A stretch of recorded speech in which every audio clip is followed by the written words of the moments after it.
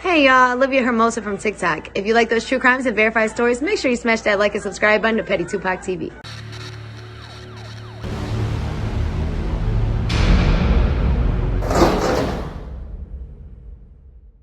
What up, though? You already know how I go. Make sure you smash like, subscribe, comment. I don't care what you comment, as long as you comment, you dig. I'm going to try to drop y'all many stories as I can before I leave. Don't mind this either, man. I messed, dude. I keep going back to back, messing it up. But I trimmed it low this time. See if something's still there. From a distance, it might look a little funny. I look like one of them guys that's out here lurking. You know what I'm saying, man? I probably shouldn't even wear the feds doing this. I might look suspicious. You dig what I'm talking about? But nevertheless, I want to tell y'all the story. I'm dropping many videos as I can before I go in. I've spent like 2 days in, and then like the rest in share house. You dig what I'm talking about? And the ladies, y'all want to hit me up? Y'all hit me up. Y'all send me them feed pictures, all that. You dig what I'm talking about? Nah. Hey, but nevertheless though. Oh, one thing. A lot of people be hitting me up, right? What you think gonna happen with this? What you think? Well, we might look up some guidelines. We might look up some case laws. If you got a guy that's in there on a sexual offense and it's clear DNA evidence, or I might have looked it up, seen it, or might have called, say, hey, you got doggy case details in there, and they tell me, whoever worked, administrate, whatever it is, I'm not rocking with you helping you get in the mail or finding, like, I'm not rocking with you if he don't took advantage of a little child. You know what I'm talking about? Boy, girl, whatever. I ain't rocking with you. I don't. Nah. So, you know, I had 2 people like, oh, man, you kind of like, you're not what I thought you were. I thought you was a nice guy. Yeah, I am nice. But when you trying to defend somebody that's clearly a sexual deviant, well, I mean, I'm a sexual deviant, but a deviant to that extent. When I say deviant, I mean like, boy, we do anything on a woman. You do you feel me? But nevertheless, though, I ain't rocking with you. But let's tell the story, right? This is another reason why you don't gangbang, right? So this is Marquette. I think this is 2015 or the beginning of 16. I'm in a hole. I don't know the whole story. So it's this guy named Corey. He switched his name to Bori, Bloody something, whatever, dude, right? And this other guy, I forget his name, so we just gonna call him Damu, right? Damu just did about 5 years. He about to max out, go home.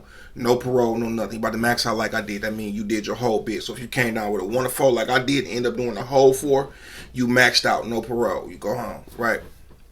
So he about to go home. He did 5 or 6 years.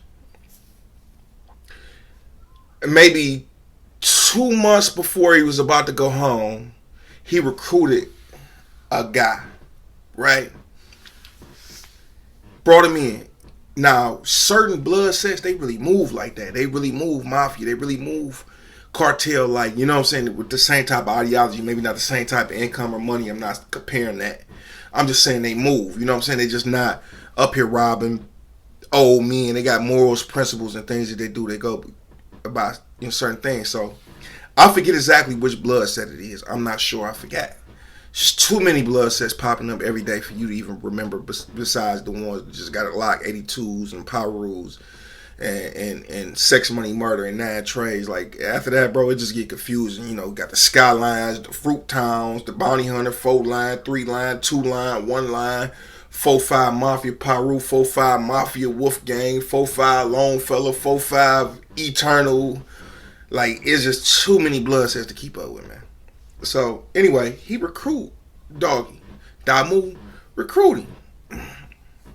Damu vouch for him. Yeah, woo.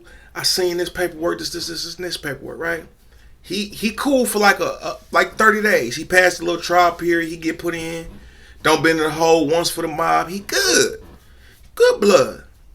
But what you do in the past will always catch up to you. A guy rides in that he was with at the last joint, Bori, right? And Bori not even cut like that, none of that. This is an old Park kid, cool dude. He came from level 1. When you get in trouble in level 1 and you can't be classified level 1 no more because you considered too dangerous, they seen the level 5. That's why I went to level 5 the first time. Wasn't because I had level 5 points, but it was because they couldn't house me in level 1 no more because I was deemed to be too dangerous, right? You know, whatever. So they sent him over there.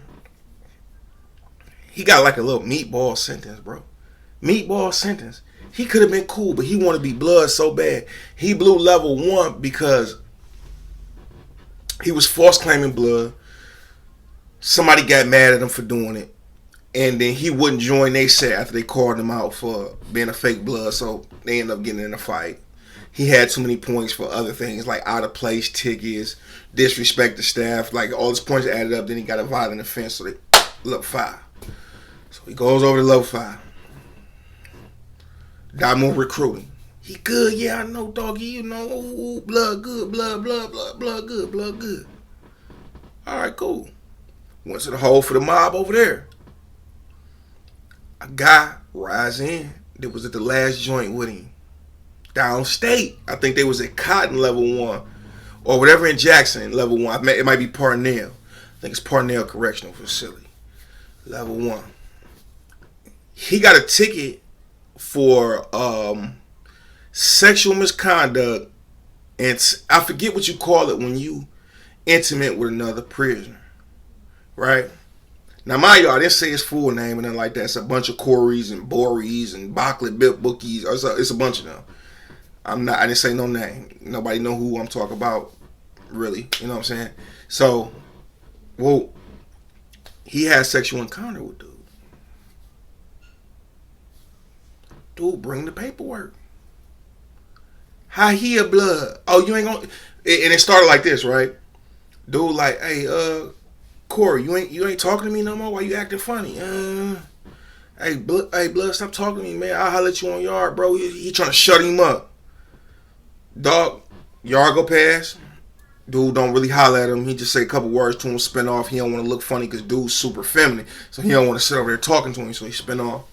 So at the end of the day, dude get mad and lights out like, oh yeah, I see you acting funny now. Oh, what, you straight? Oh, okay, yeah, I'm about to send this to your big homie, bitch.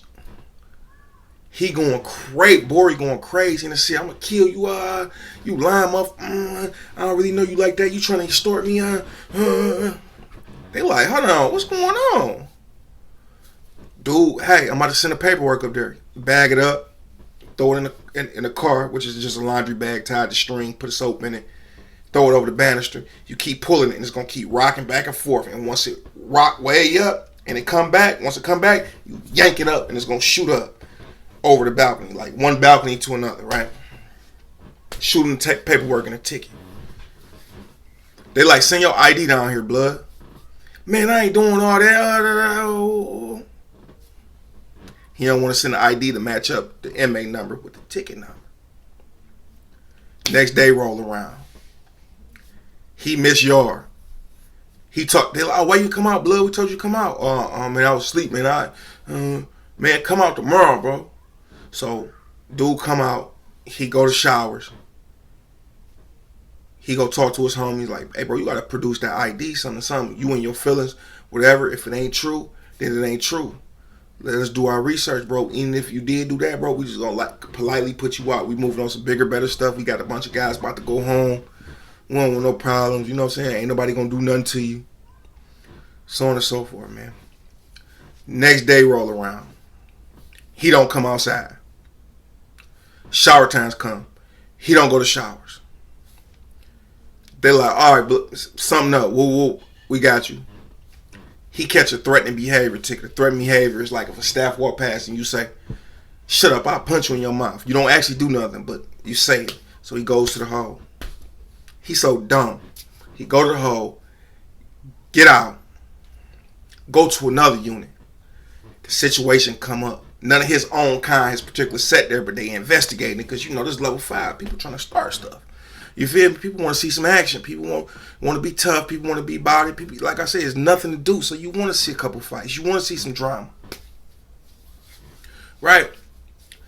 So now all this going on, the dude that put him on, Bori, the dude Damu that put him on, he ends up going to the hole, beat a ticket, goes over to the other unit. They send him word. They send Damu word like, bro, you got to get doggy off the yard. You brought him in. He embarrassing us. You got to make an example of him. You know, he like, you know, I'm about to go home. I'm going to go out there and knock him out, so on and so forth, whatever. Woo. So they go outside, walking to the yard. Or they walking back from yard. Crack Bory. Bory's spine or vertebrae or whatever it snaps. He ended up dying 10 minutes later. He dead. Damu about to go home too, right? Damu got an extra 9-piece, 7 or 9 piece. 7 or 9 piece. About to go home after doing 5 years, so he don't turn that 5 into 12, 13 years. Excuse me, not 13, 12. Yeah, my math right. He don't turn that into 12 years. Because he was responsible for who he brung in. He didn't properly screen him. He didn't see exactly what he got his levels from. He didn't exactly see what he got sent from prison to prison for. Like, you on this short bit and you ain't spend all your time in one joint, or you could spend your time, like if you got 5 years, you could spend your time 4.5 years in Marquette. Your last 2 months, they'll shoot you downstate to like Jackson or Ionia or something like that, so you be closer to getting home, you feel me? Or to wherever your region is. They're like, damn. Early in this bit, he was moved. Then he was moved again. Nobody verified what he, you know what I'm saying? But that's what come with gangbanging. He went on that yard thinking he was just going to punch dog, embarrass him, go to the hole, chill out, max out, you know what I'm saying, still go home. Boy caught a whole 7-piece. Whole 7-piece. I remember one incident with a GD. He came out at he was in level 5 though. Cool cat, man. I forget where he's from. I think it was like from Battle Creek or Grand Rapids or something. No, I mean Battle Creek or Albion. He comes out, stab a guy that was talking crazy, kill him. He just did 15 years. They get that boy to 12-piece. You turn 15 into 27. You turn 15 into 27. 15 into 27. And then I believe 2 of his years was counted because his lawyer was so good. He got time credited for being on the tether, because that's a form of arrest, I guess, for some people. I don't know how he did it, pulled it off, but he pulled it off. Did what? 13 years. All level 5-4 action. Then got another 12. You should hear his voice when he talk about it. Like, man, he just came out. It was on. Bro, when them told me stab him, stabbed him, walked off. A couple minutes later, I heard he was dead. He didn't mean to do it. Y'all got to realize, like, a small percent, I would say 1% of prison population are actually trying to kill you. I would say 5 to 10% are actually trying to physically wound you and harm you.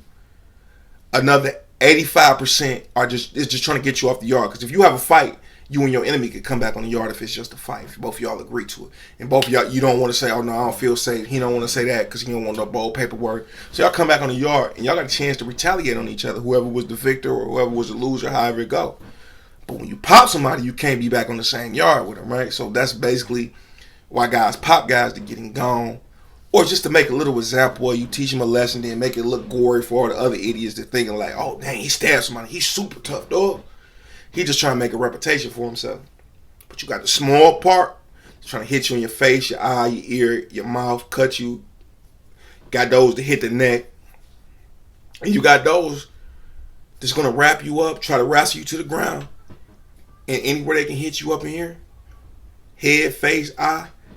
I'm talking about not the little short strokes like I used to do. I ain't gonna lie. When I hit somebody up, I wanted to make sure, because I seen an incident where a guy hit a guy in his back and he hit his lung. I had no idea you can hit somebody's lung from the back or the side or something like that. One of his lungs was already bad. The other one filled up with blood. He had an asthma attack and he had lungs filled up with blood, fluid or whatever was leaking.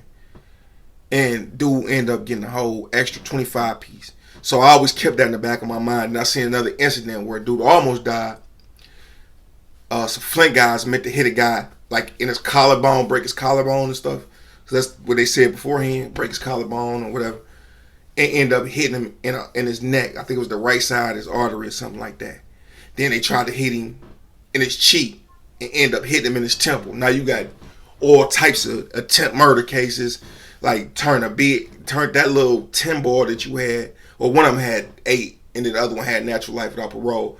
The guy with 2 natural lives, he ended up getting an extra 25. Then the other homie that went with him that didn't stab, he was just fighting. They still gave him like 10 years.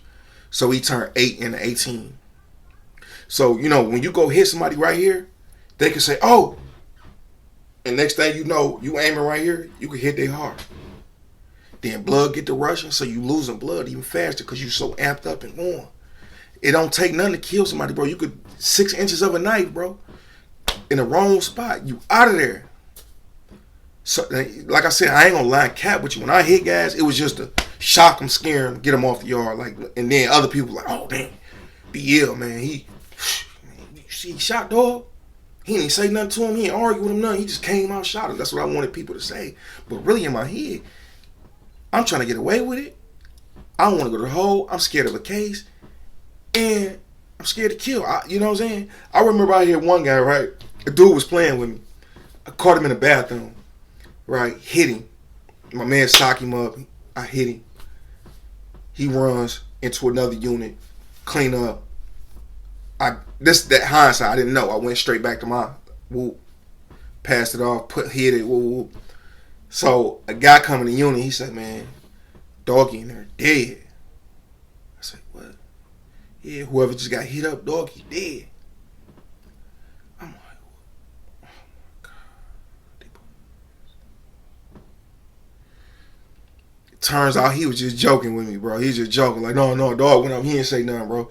He put a couple shirts on, vest on, went up to the front, locked up. You know what I'm saying? Said he was feeling suicidal.